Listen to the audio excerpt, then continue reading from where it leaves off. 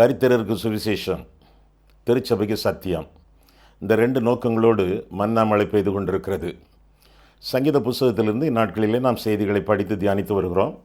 இந்த செய்திகள் மகிமை டிவியிலே வெளியிடப்படுகின்றன. இந்த சங்கீத செய்திகள் எல்லாமே தொகுப்பாக யூடியூபில் காணப்படும்.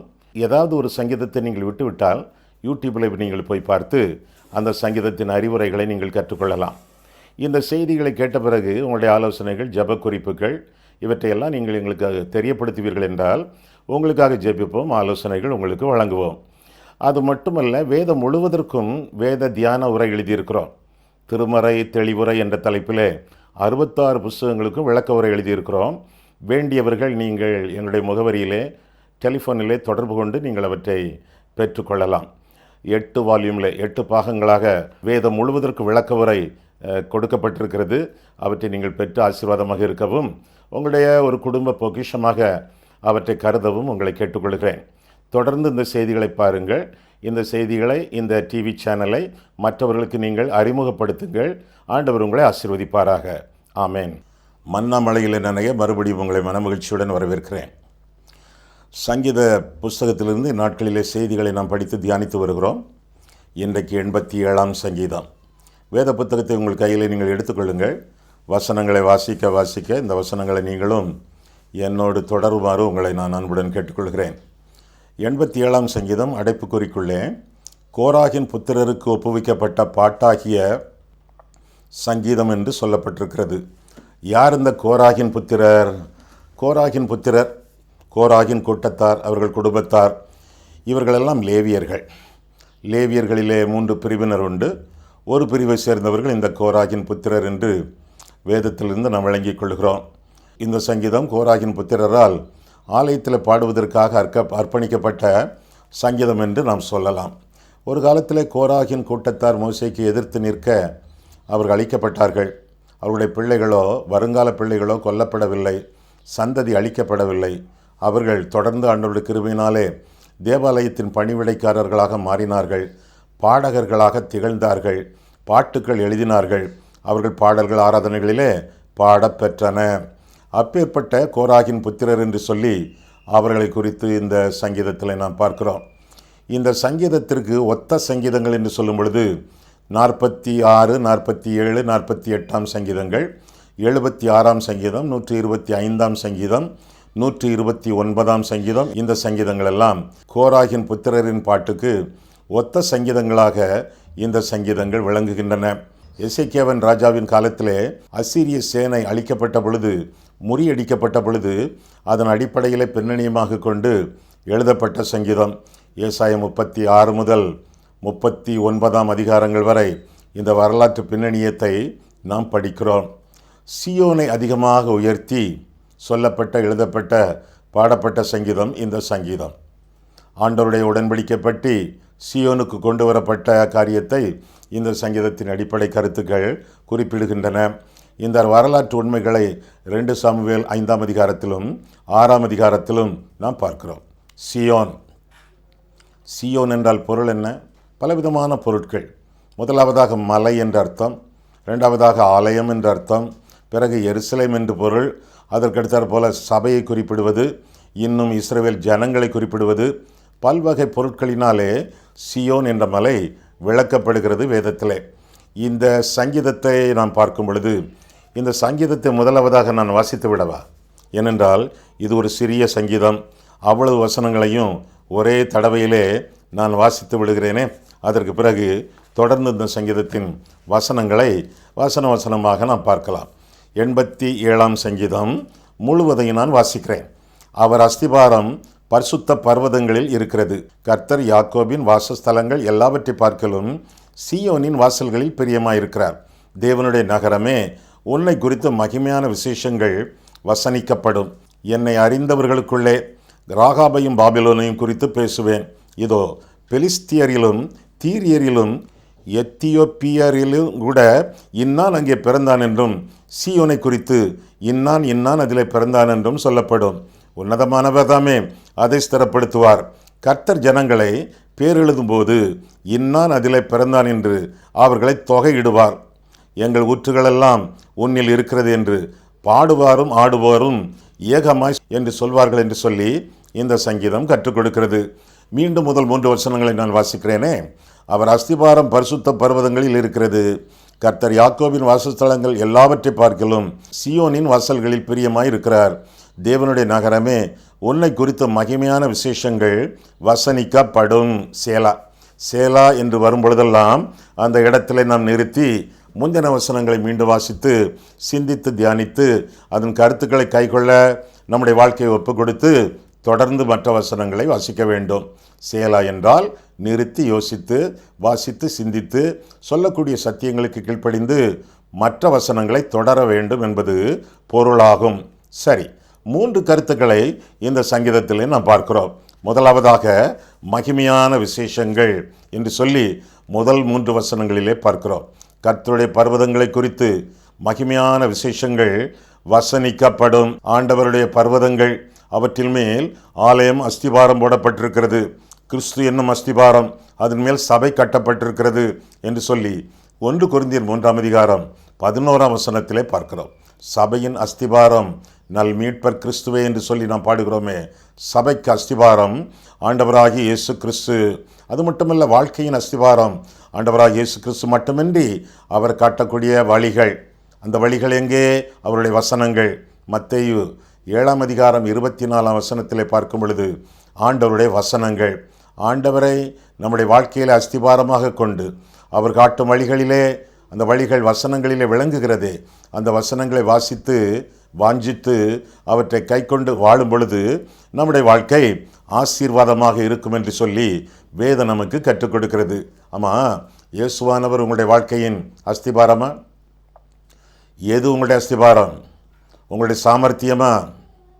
உங்கள் சம்பாத்தியமா? உங்கள் சன்மார்க்கமா? உங்கள் சம்பூரண வயதா? எதை அஸ்திபாரமாக கொண்டு இந்த உலகத்தில் வாழ்ந்து கொண்டிருக்கிறீர்கள்? வயது என்பது வளர்ச்சி அல்ல. Ageing is not growing. வயதாகி கொண்டிருக்கிறது என்பது வளர்ச்சி அல்ல. ஆண்டவரை அஸ்திபாரமாக கொண்டு வாழக்கூடிய வாழ்க்கை தான் நம்முடைய வாழ்க்கையின் அஸ்திபாரமாகவும் அனுதின வளர்ச்சிக்கு அடிகோலுவதுமாக இருக்கும் என்று அறிய வேண்டும். 2வதாக வசனம். கன்மலையிலே கட்டப்பட்ட வீடு, மணலிலே கட்டப்பட்ட வீடு என்று சொல்லி மத்திய 7ஆம் அதிகாரத்தில் வாசிக்கிறோமே. மணலிலே கட்டப்பட்ட வீடு என்றால் நம்முடைய சொந்த சொத்து, சம்பாத்தியம், சாமர்த்தியம், திறமை இவர்களின் மேல் கட்டப்படுவது. அது அழிந்து போகும் என்று சொல்லி வேதம் சொல்கிறது. ஆனால் கர்த்தருடைய வசனத்தை அஸ்திபாரமாக கொள்ளுகிறவர்கள் கன்மலையில் மேல் வீடு கட்டப்பட்ட மனிதர்களுக்கு ஒப்பாவார்கள். எனவே ஆண்டவருடைய வசனங்களை நீங்கள் வாசிக்கும் பொழுது அந்த வசனத்தின் அடிப்படையிலே உங்களுடைய வாழ்க்கையை காத்துக்கொள்ளுங்கள். எதை செய்தாலும் எதை யோசித்தாலும் இதெல்லாம் ஆண்டவருடைய வசனத்திற்கு ஒத்திருக்கிறதா என்பதை பார்த்து வாழ வேண்டியது உங்களுடைய கடமை. ஐயா, வசன அறிவு எங்களுக்கு அவ்வளோ தூரம் கிடையாது ஐயா.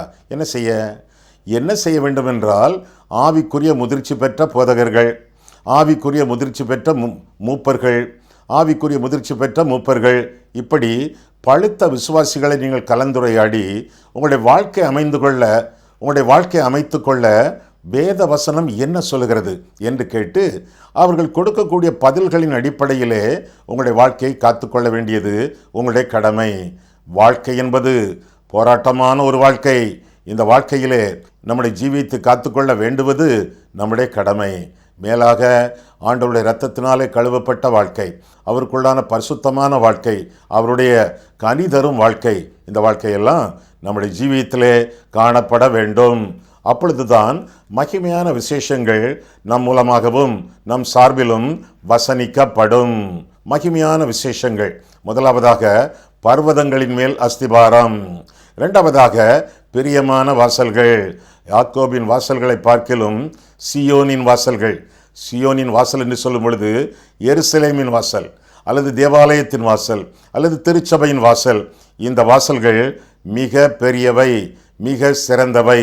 அவை ஆண்டவரால் படைக்கப்பட்டவை என்ற கருத்தை உபாகமம் 7ஆம் அதிகாரம் 6ஆம் 8ஆம் வசனத்திலும் எபேசியர் 2ஆம் அதிகாரம் 14ஆம் 16ஆம் வசனத்திலும் பார்க்கிறோம். கர்த்தரால் இந்த வாசல்கள் உருவாக்கப்பட்டவை. 2வதாக இவை பிரித்தெடுக்கப்பட்டவை என்று சொல்லி இந்த சங்கீதத்தின் 1வது வசனத்திலும் பார்க்கிறோம். பிரித்தெடுக்கப்பட்டவை என்றால் என்ன பொருள்? தேவனுக்கென்று பிரத்யேகப்படுத்தப்பட்டவை என்பது பொருளாகும்.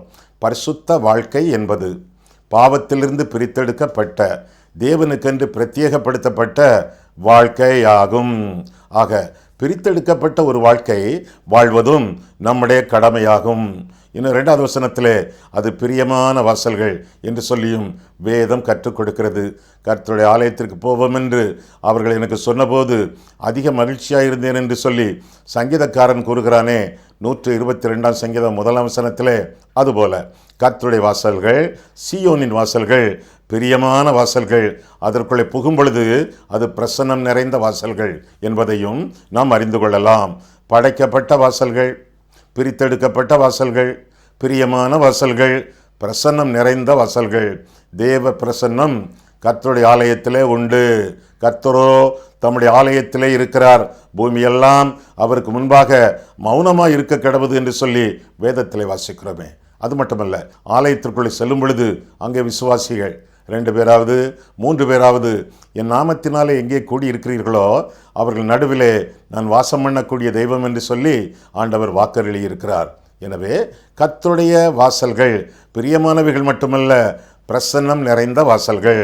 எனவே அவற்றிலே பிரியம் வைத்து ஆண்டவரை அனுதினமும் தொழுது கொள்ள வேண்டியது நம்முடைய கடமையாகும். ஆக முதலாவதாக மகிமையான விசேஷங்கள், 2வதாக மறுபடியும் பிறந்தவர்கள். அந்த வாசல்களுக்குள்ளே, அந்த திருச்சபைக்குள்ளே மறுபடியும் பிறந்தவர்கள் உண்டு. மாம்சத்தில் பிறந்தவர்கள் இருக்கிறார்கள், மறுபடியும் பிறந்தவர்கள் குறைவு. மறுபடியும் பிறந்தவர்கள் அவருடைய நாமத்தின் மேல் விசுவாசம் உள்ளவர்களாய் அவரை ஏற்றுக்கொண்டவர்கள் எத்தனை பேர்களோ அத்தனை பேர்களும் தேவனுடைய பிள்ளைகளாகும்படி அவர்களுக்கு அதிகாரம் கொடுத்தார். அவர்கள் இரத்தத்தினாலாவது மாம்ச சித்தத்தினாலாவது பிறவாமல் தேவனால் பிறந்தவர்கள் என்று சொல்லி வேதம் கற்றுக் கொடுக்கிறது. யாரெல்லாம் இயேசு கிறிஸ்துவை விசுவாசித்து இரட்சகராக ஏற்றுக்கொண்டார்களோ அவர்களெல்லாம் மறுபடியும் பிறந்தவர்கள் என்று சொல்லி யோவான் 1 அதிகாரம் 12 13 வசனத்திலே, 1 யோவான் 5 அதிகாரம் 1 வசனத்திலே நாம் காண்கிறோம். நம்முடைய வாழ்க்கையிலே மறுபிறப்பின் அனுபவம் நமக்கு உண்டா? மறுபிறப்பின் அனுபவம் நமக்கு இல்லை என்றால் நம்முடைய வாழ்க்கையிலே பிரயோஜனம் இல்லையே. ஆனால் வேதம் சொல்கிறது 4 வசனம் முதல் 6 வசனம் வரை பார்க்கையிலே, 87 சங்கீதம் 4 முதல் 6 வரை பார்க்கும் பொழுது, என்னை அறிந்தவர்களுக்குள்ளே ராகாபையும் பாபிலோனையும் குறித்து பேசுவேன். இதோ பெலிஸ்தியரிலும் தீரியரிலும் எத்தியோப்பியரிலும் கூட இன்னான் அங்கே பிறந்தான் என்றும் சீயோனை குறித்து இன்னான் அதில் பிறந்தான் என்றும் சொல்லப்படும். உன்னதமானவர் தாமே அதை ஸ்திரப்படுத்துவார். கர்த்தர் ஜனங்களை பேரெழுதும் போது இன்னான் அதில் பிறந்தான் என்று அவர்களை தொகையிடுவார் சேலா என்று சொல்லப்பட்டிருக்கிறது. எங்கே நிறுத்தி சிந்தித்து தியானித்து கைக்கொள்ள ஒப்பு கொடுத்து தொடர்ந்து செல்லுங்கள் என்பது பொருளாகும். மறுபடியும் பிறந்தவர்கள், தேவனை அறிந்தவர்கள், நெருங்கிய உறவு கொள்ளுகிறவர்கள் என்று சொல்லி வேதம் கற்றுக் கொடுக்கிறது. ஆக முதலாவதாக புறஜாதிகளுடைய பட்டியலை எங்கே பார்க்கிறோம். ராகாப் எகிப்தியரை குறிப்பிடுவது, பாபிலோன், பெலிஸ்தியர், தீரியர், எத்தியோப்பியர், இந்த மனிதர்களெல்லாம் புறஜாதிகள், ஆண்டவரை அறியாதவர்கள், யூதர் அல்லாதவர்கள், இஸ்ரவேலர் அல்லாதவர்கள். இவர்களெல்லாம் ஆண்டவரை குறித்து அறிந்து கொள்வார்கள் என்று சொல்லி வேதம் சொல்கிறது. புறஜாதிகள் மட்டுமல்ல, பகைவர்கள், அவர்களுடைய எண்ணிக்கையும் இங்கே காணப்படுகிறது. யார் அவர்கள்?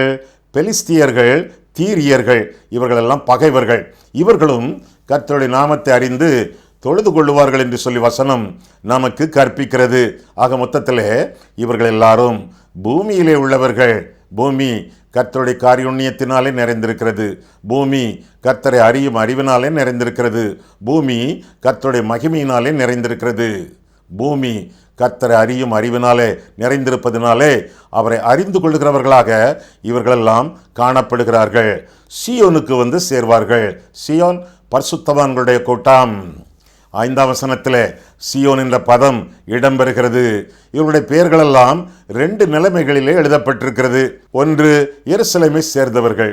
இவர்கள் யூதர்கள், இஸ்ரவேல் ஜனங்கள், தேவனுக்கு சொந்தமானவர்கள், அங்கே ஆலயத்தின் அங்கத்தினர்கள். மற்றவர்கள் புறஜாதிகள், அவர்களும் ஆண்டவரை அறிந்து ஆண்டவரை தொழுது கொள்கிறவர்கள்.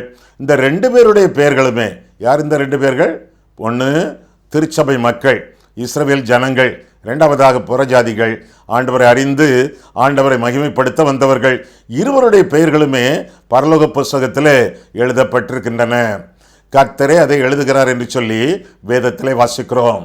ஒவ்வொரு சபையிலும் ஒவ்வொரு ஆலயத்திலும் ஒரு அங்கத்தினர் பதிவேடு இருக்குமே, ஒரு ரிஜிஸ்டர். அதில் அந்த ஆலயத்தில் உள்ள அங்கத்தினர்கள் பெயர்களெல்லாம் எழுதப்பட்டிருக்கும். நான் ஒரு சபையில் அங்கத்தினன், எனக்கு அங்கே பெயர் எழுதப்பட்டிருக்கிறது. வருஷந்தோறும் நான் அதற்கு ஒரு சந்தா கொடுக்க வேண்டும், அவ்வப்போது காணிக்கைகள் கொடுக்க வேண்டும்.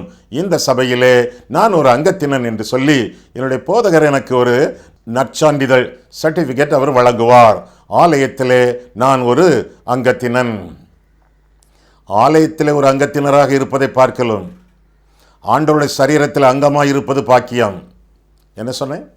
ஆலயத்திலே ஒரு அங்கத்தினராக இருப்பதை பார்க்கலாம். ஆண்டவருடைய சரீரத்திலே அங்கமாக இருப்பது பாக்கியம். ஆண்டவருடைய சரீரத்திலே அங்கமாக இருக்க வேண்டும். யார் இந்த அங்கங்கள்? எபேசியர் 2ஆம் அதிகாரம் 7 முதலாகவே வாசிக்கும் பொழுது, கிறிஸ்துவுடனே அவர் நம்மை எழுப்பி உன்னதங்களிலே அவரோடு கூட நம்மை உட்காரவும் செய்தார் என்று வாசிக்கிறோம். ரட்சிக்கப்பட்டவர்கள். 8ஆம் வசனம் முதல், கிருபையினாலே விசுவாசத்தை கொண்டு ரட்சிக்கப்பட்டீர்கள்.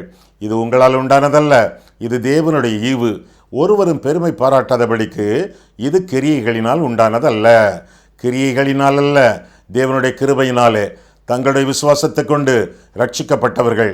அவர்கள் பெயர்களெல்லாம் பரலோகத்தில் எழுதப்பட்டிருக்கிறது, ஜீவ புஸ்தகத்தில் எழுதப்பட்டிருக்கிறது என்று சொல்லி வெளிப்படுத்தும் விசேஷம் 21ஆம் அதிகாரம் கடைசி வசனத்திலே நாம் காண்கிறோம். ஜீவ புஸ்தகத்தில் எழுதப்பட்டவர்கள், பாவத்திலிருந்து மனம் திரும்பினவர்கள், பகையிலிருந்து மனம் திரும்பினவர்கள், பழைய மதத்திலிருந்து மனம் திரும்பினவர்கள், இயேசுவை சொந்த ரட்சகராக ஏற்றுக்கொள்கிறவர்கள், பரலோக புஸ்தகத்திலே ஜீவ புஸ்தகத்திலே பெயர் எழுதப்பட்டவர்கள், மனம் திரும்பினவர்கள், மறுபடியும் பிறந்தவர்கள், அவர்களே இவர்கள் என்று சொல்லி வேதம் நமக்கு கற்றுக் கொடுக்கிறது. இவர்களெல்லாம் மெய்யான சீயோனுடைய பரலோகத்தின் அங்கத்தினர்களாக அவர்கள் காணப்படுகிறார்கள். ஆமையா, மனம் திரும்பினவர்கள், மறுபடியும் பிறந்தவர்கள், ரட்சிக்கப்பட்டவர்கள், இவர்களுடைய பெயர்களெல்லாம் பரலோக புஸ்தகத்தில் எழுதப்பட்டிருக்கிறதே. மற்றவர்கள் இன்னும் லட்சக்கணக்காக கோடிக்கணக்கான மக்கள் ஆண்டவரை அறியாமல் இருப்பார்களே, ஆண்டவரை அறிந்து கொள்ள விருப்பம் இல்லாமல் இருப்பார்களே, அவர்களுடைய பெயர்கள் எங்கேயாவது எழுதப்பட்டிருக்கிறதா? எழுதப்பட்டிருக்கிறதே. அவருடைய பெயர்களும் எழுதப்பட்டிருக்கிறது. ரட்சிக்கப்பட்டவர்கள் பரலோக புஸ்தகத்திலே, ரட்சிக்கப்படாதவர்கள் புழுதியிலே. புழுதியிலே? ஆம், புழுதியிலே. எரேமியா 17ஆம் அதிகாரம் 13ஆம் வசனத்தை பாருங்களேன். எரேமியா 17:13 பார்க்கும் பொழுது, இஸ்ரவேலின் நம்பிக்கையாகிய கர்த்தாவே, உம்மை விட்டு விலகுகிற யாவரும் வெட்கப்படுவார்கள். அவர்கள் ஜீவனுள்ள தண்ணீரின் ஊற்றாகிய கர்த்தரை விட்டு விலகி போனபடியால் உம்மை விட்டு அகன்று போகிறவர்களின் பெயர் புழுதியில் எழுதப்படும் என்று சொல்லி வேதத்தில் வாசிக்கிறோம். புழுதி அழுக்கானது, அழுக்கானதில் எழுதப்படுகிறது. புழுதி எல்லாராலும் மிதிக்கப்படுவது, அருவருப்பான அசிங்கமான ஒரு இடம், மற்றவர்களால் அங்கீகரிக்கப்படாத இடம், விலக்கப்பட்ட இடம். அதில் இந்த பெயர்கள் புழுதி ஒரு காற்றடித்தால் பறக்கும், இல்லாமற் போகக்கூடிய பெயர்கள் என்று சொல்லியும் வேதத்திலே நான் வாசிக்கிறோம். ஆக புழுதியில் எழுதப்பட்ட பெயர்கள், அந்த பெயர்களாலே, அப்படிப்பட்ட மனிதர்களாலே ஆண்டவருக்கு பிரயோஜனம் இல்லை. ஆண்டவருக்கு அந்த மனிதர்கள் பேரிலே பிரியமும் இல்லை. எனவே மறுபடியும் பிறந்தவர்கள் ஆண்டவருக்கு முக்கியம். அதற்குரிய எல்லா காரியங்களையும் ஆண்டவர் செய்தும் வைத்திருக்கிறார். மாம்சத்திலே நான் பிறந்தேன், மறுபடியும் நான் பிறக்க வேண்டும். என் மகன் என் இரத்தத்திலே பிறந்தான், நான் இயேசுவின் இரத்தத்திலே பிறக்க வேண்டும். அப்போதான் இயேசுவுக்கு நான் மகனாக, பிள்ளையாக வாழ முடியும். தேவனுக்கு பிள்ளைகள் உண்டே ஒழிய பேர பிள்ளைகள் கிடையாது. என்ன சொன்னேன்? தேவனுக்கு பிள்ளைகள் உண்டே ஒழிய பேர பிள்ளைகள் கிடையாது. பரமண்டலங்களில் இருக்கிற எங்கள் பிதாவே என்று நான் சொல்லுகிறேன். என் மகன் பரமண்டலங்களில் இருக்கிற என்னுடைய தாத்தாவே என்று சொல்வானா? ஆஹா, அவனும் பரமண்டலங்களில் இருக்கிற எங்கள் பிதாவே என்று தான் சொல்லுவான். எனக்கும் பிதா தெய்வம், எனக்கும் தெய்வம் பிதா. அதுபோல என்னுடைய மகனுக்கும் பிதா தெய்வம், தெய்வம்தான் பிதா. இருவருக்கும் தேவன், இருவருக்கும் தேவன் தகப்பன், பிதா என்று சொல்லி வேதத்தில் வாசிக்கிறோம். நானும் என் மகனும் என் வீட்டாரும் கர்த்தரை பிதாவாக தொழுது கொள்ள வேண்டும். ஏனென்றால் மறுபடியும் பிறந்தவர்களுக்கு தெய்வம் அப்பா, பிதா என்று சொல்லி வேதம் சொல்கிறது. முதலாவதாக மகிமையான விசேஷங்கள், இரண்டாவதாக மறுபடியும் பிறந்தவர்கள், மூன்றாவதாக 7ஆம் வசனத்திலே மகிழ் கொண்டாடுகிறவர்கள் என்று சொல்லியும் இந்த சங்கீதத்திலே நாம் வாசித்து முடிக்கிறோம். சங்கீதம் என்ன சொல்கிறது? இந்த 87ஆம் சங்கீதத்திலே கடைசி வசனத்திலே நாம் பார்க்கும் பொழுது இந்த சங்கீதம் அறிவிக்கக்கூடிய காரியம், எங்கள் ஊற்றுகளெல்லாம் உன்னில் இருக்கிறது என்று பாடுவாரும் ஆடுவாரும் ஏகமாய் சொல்லுவார்கள் என்று சொல்லி சங்கீதம் முடிக்கிறது. பாட்டு, ஆட்டம், மகிழ்ச்சி, கொண்டாட்டம் இதெல்லாம் கர்த்தருடைய பிள்ளைகளுக்கு சொந்தம். அவருடைய ஊற்றுகளிலே வாழக்கூடியவர்களுக்கு அனுபவம் என்று சொல்லி வேதம் கற்றுக் கொடுக்கிறது. யார் இவர்கள்? ஜீவ புஸ்தகத்திலே பெயர் எழுதப்பட்டவர்கள், பிள்ளைகள், கர்த்தருடைய ராஜ்யத்தின் பிரஜைகள், மனமாறி ஆண்டவரை இரட்சகராக ஏற்றுக்கொண்ட புறஜாதிகள், பாஷைக்காரர்கள். இவர்களெல்லாம் ஆடுகிறார்கள், பாடுகிறார்கள், ஆனந்தம் கொண்டாடுகிறார்கள். காரணம், கர்த்தராகிய ஜீவ ஊற்று, அதை கண்டுபிடித்தவர்கள், அதிலே பங்கு பெறுகிறவர்கள்.